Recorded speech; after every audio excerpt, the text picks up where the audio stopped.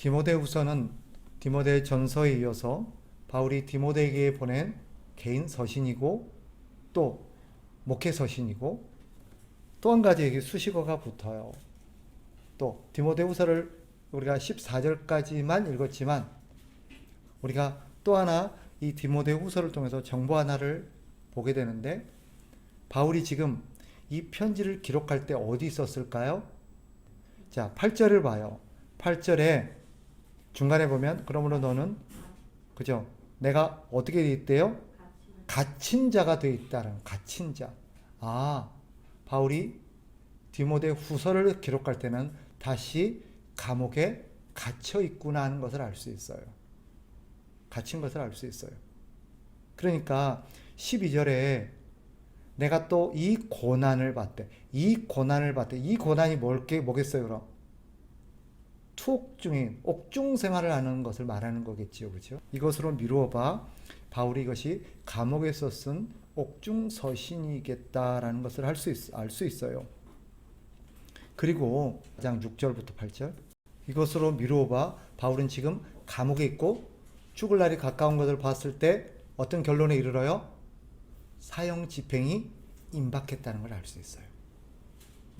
우리가 예전에 에베소서, 빌립보서, 골로새서, 빌레몬서 공부하면서 바울이 감옥에 갇혀 있다고 했었잖아요. 그래서 거기서 기록했기 때문에 옥중서신이라고 표현했잖아요. 그때하고 지금하고 어떻게 다르냐? 그 당시는 1차 바울이 사도행전에서 얘기했던 것처럼 로마로 끌려갔잖아요. 그죠? 왜요? 가이사에게 상소했고 나는 가이사 앞에서 재판을 받겠다라고 그가 상소를 했기 때문에 재판을 받으러 갔던 거예요. 그런데 그 재판이 이루어지기까지 2년 동안을 그가 옥중 생활을 했었잖아요. 근데 이 재판으로 해서 바울이 풀려나게 됩니다. 그런데 세월이 흘러서 다시 2차 투옥이 되게 되고 그때가 바울이 마지막이었던 거예요. 그래서 이 디모데후서는 바울의 마지막 서신으로 알려져 있어요. 죽기 전에 마지막 서신. 그래서 이 디모데후서에는 별명이 하나 붙어 있어요. 뭐겠어요? 마지막으로 한 얘기를 우리가 뭐라 그래요? 유언. 그래서 이것을 바울의 유언서다라고 표현하기도 해요. 그러니까 우리가 이런 정황을 가지고 우리가 디모데후서를 봐야 돼요. 바울이 지금 감옥에 갇혀 있고 사형 집행이 다가오고 있구나. 바울이 이제 죽을 날을 앞두고 마지막으로 자기의 사랑했던 제자였던 디모데에게 편지를 보내고 있다는 것을 알 수 있습니다. 자, 어떤 내용들을 다루고 있냐면 보면 크게 한 세 가지 내용으로 우리가 정리해 볼 수 있는데 첫째는 내가 지금 고난을 받는데 이 고난 속에서 내가 어떻게 이 고난을 견뎌내고 이 고난을 받는지를 잘 보고 배우라는 거예요. 그래서 너도 고난을 잘 받으라는 거예요. 이 말은 무슨 말이냐면 바울이 지금 왜 감옥에 갇혀 있어요? 복음을 전하다가 감옥에 갇혀 있어요. 그러니까 복음을 전하는 삶에는 고난이 따를 수밖에 없다는 거예요. 그러니 너도 나를 보면서 고난을 피하려고 한다든지 고난을 부끄러워한다든지 그러지 말고 나를 보고 잘 본받아서 이 고난을 너도 잘 감당해내라 라는 것이 하는 것입니다. 그걸 여러 가지 비유를 통해서요. 바울이 여기서 자신의 삶을 몇 가지 비유로 설명하는데 첫째는 어떤 비유로 보냐면 병사로요. 군사. 너도 나와 함께 그리스도의 군사로서 좋은 군사가 되라. 그래서 잘 싸우라 하는 군사의 비유를 하고요. 또 하나는 운동선수의 비유가 있어요. 또 농부로 비유하기도 해요. 이런 여러 가지 비유를 통해서 자신에게 주어진 과업들, 사역들을 어떻게 잘 감당할 수 있는지를 바울이 디모데에게 합니다.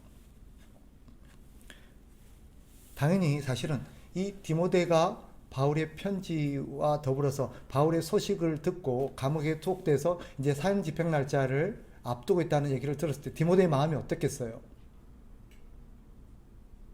걱정도 되고 두렵기도 하고, 그죠?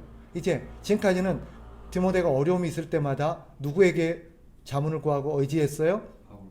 바울에게 했어요. 근데 이제 바울이 없어지잖아요.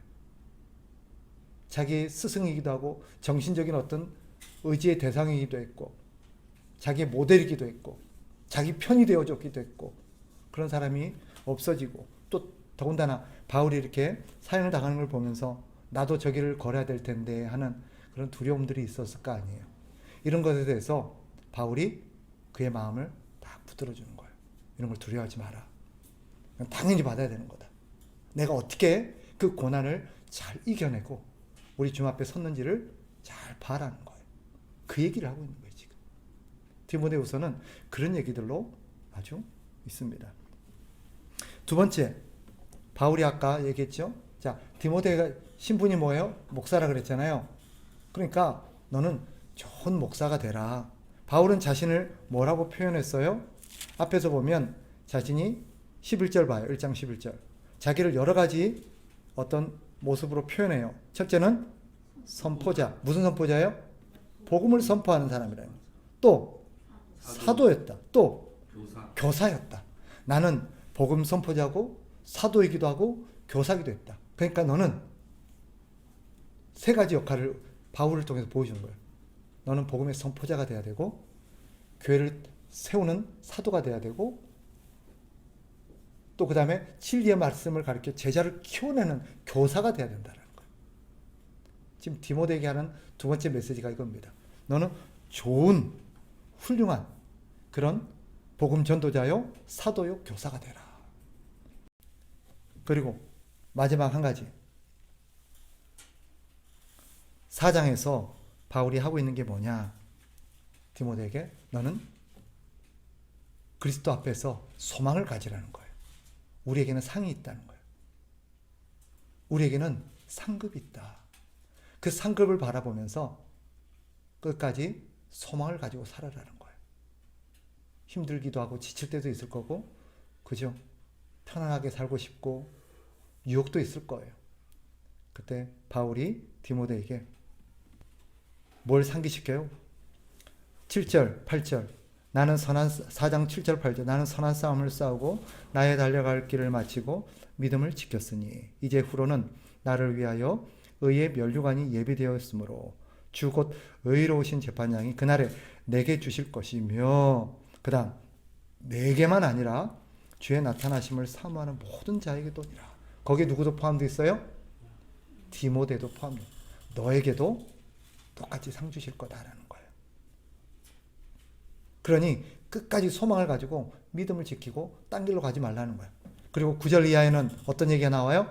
데마 같은 경우는 세상을 사랑하여서 나를 버리고 데살로니가로 갔다. 이 사람은 한때 바울과 함께 사역을 했던 사람이고 바울과 함께 섬겼던 사람인데 세상이 좋아서 세상으로 떠나버린 사람이죠.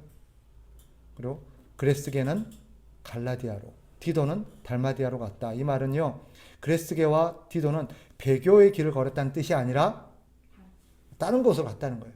자기는 지금 누가만 함께 있다. 여기서 바울이 어떤 마음이 담겨 있어요? 외로움, 보고픔, 그리움들이 담겨 있죠. 그래서 바울이 마지막으로 디모데에게 하는 당부가 뒤에 나와요. 개인적인 당부가 나오죠. 어떤 당부를 해요? 빨리 좀 와라. 네가 나는 죽기 전에 너를 보고 싶다는 거지. 그죠? 죽기 전에 너를 보고 싶다. 그러면서 13절 이하에 보세요. 13절 내가 올 때 내가 드로아 가보의 집에 둔 겉옷을 가지고 오고. 왜 겉옷을 가지고 오라 그래요? 추우니까. 추우니까. 더 추워지기 전에 빨리 오라 그래요. 그래서 뒤에 보면 추운 겨울이 오고 있는 거예요. 또 책은 특별히 가죽 종이에 쓴 것을 가져오라. 이게 뭐겠어요? 성경이겠죠. 바울은요, 사형을 앞두고 있고 죽을 날이 가까운데도 마지막까지 말씀을 사랑했던 사람입니다. 바울이 그러면 자, 왜 성경책을 갖다 달라고 그랬을까요? 자신의 연약해진 마음을 말씀으로 다잡고 다시 한번 그 말씀을 통해서 주님을 다시 생각하고, 그죠? 주님이 했던 말씀들을 다시 듣고 싶고, 그리고 다시 자기에게 주어진 소망과 상급들을 바라보고, 그럼으로써 자신의 마지막을 준비하는 거죠. 그죠? 이게 필요해요. 이게 필요해요. 그래서 바울은 평생을 말씀을 가까이 했던 사람이지만 죽음을 앞두고도 마지막으로 그 말씀을 통해서 주님의 말씀을 상기하는 그런 삶을 살았던 것입니다. 바울이 디모데에게 이런 자신의 모습을 보여주려는 교훈적인 의미도 담겨 있어요.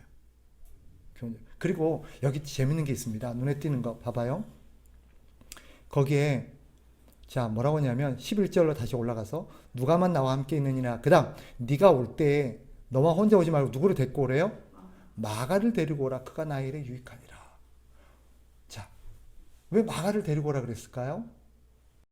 바울이 1차 선교여행 때 바나바와 함께 동행을 하는데 구브로에서 누구를 만나냐면 마가를 만나게 되고 마가를 데리고 선교여행을 갔어요. 그래서 무슨 일이 있었어요? 중간에 마가가 힘들다고 가버린 거예요. 그 2차 선교여행 때 아마 그 일로 인해서 바울이 마가에 대해서 큰 실망을 했던 것 같아요. 근데 2차 선교여행 때 바나바가 또 데리고 가자 그러니까 바나바하고 아주 그것 때문에 아주 크게 갈등하고 결국은 갈라졌잖아요. 그 절친인 바나바와 사이를 갈라버렸던 화근이 됐던 인물이 마가였던 거예요. 그런데 지금 이걸 통해서 바울이 마가를 데리고 오라. 그가 나의 일에 유익하다라고 말을 해요. 이걸 통해서 우리는 바울의 어떤 것을 읽어낼 수 있어요? 바울은 죽을 때가 가까우고 삶을 마감하게 되면 그 정리하는 일에 뭐가 항상 들어가요? 관계를 정리하는 일. 그죠? 아마 마가를 왜 데리고 오라 그랬을까요? 이미 마가가 나의 일에 유익하다는 것은 그 사이에 뭔가 분명히 회복된 일이 있었을 거예요.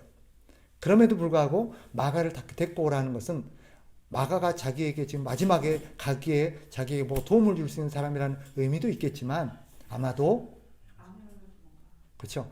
마가에게도 과거의 일을 어떤 회고하면서 마가와의 어떤 그런 관계도 다시금 다지고 그 다음에 마가에게도 뭔가 해주고 싶은 얘기가 있었지 않았을까라고 짐작이 들어요. 이걸 통해서 바울도 마지막에 자신의 주변의 관계들을 정리하는 모습들을 볼 수 있습니다.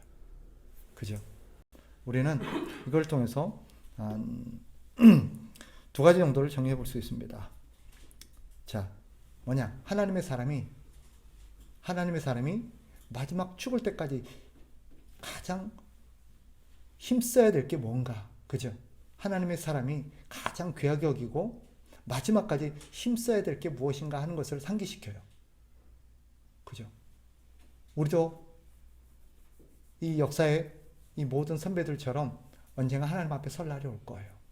우리는 생각해야 돼요. 내 인생을 마감하면서 우리는 인생을 회고하고 반추하면서 내가 어떻게 살아왔는지를 살피고 성찰하는 게 필요해요.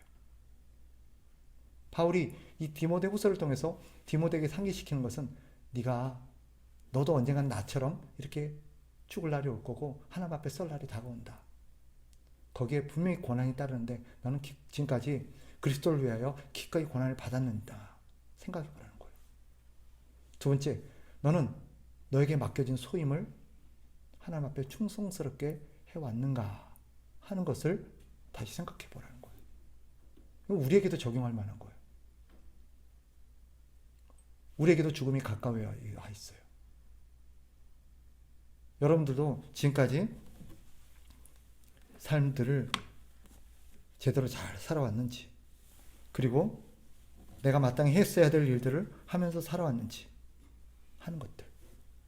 여러분에게 이 자리를 빌어서 두 가지를 좀 권하고 싶어요. 자녀에게 또 주변 지인들에게 유언을 한번 남겨보시라. 그리고 아울러서 이 세 가지를 꼭 써보시기를 부탁합니다. 유언에. 첫째, 나는 지금까지 어떻게 살아왔는지. 두 번째, 나는 무엇을 가장 중요하게 여기고 살아왔는지. 세 번째, 내가 그들에게 무엇을 남겼는지. 다시요. 이 세 가지 꼭 써보세요. 유언에. 첫째는 내가 지금까지 어떻게 살아왔는지. 두 번째, 나는 무엇을 가장 중요하게 여기고 살았는지. 세 번째, 나는 그래서 무엇을 남겼는지, 너희들에게 무엇을 남겨두고 무엇을 그들에게 주고 가는지를 한번 써보시라 하는 것을 권해드리고 싶습니다. 그리고 마지막으로 한 가지는 바울이 디모데에게 가장 중요하게 강조한 게 무엇인가? 유언으로서 가장 중요하게 당부한 게 뭐냐? 그거예요. 한마디로 말하면 너는 나와 함께 좋은 군사가 되고 교사가 되고 하나님의 사람이 되어서 나와 같이 신실한 하나님의 사람들을 이 땅에 많이 많이 남겨놓으라는 것입니다. 목회자에만 해당되는 게 아니라 모든 하나님의 사람들에게 남기는 메시지입니다. 오늘 이 시간을 통해서 여러분도 인생을 한번 회고하고 정리해보는 그런 시간을 개인적으로 가져보실 것을 권합니다. 여기까지 하겠습니다.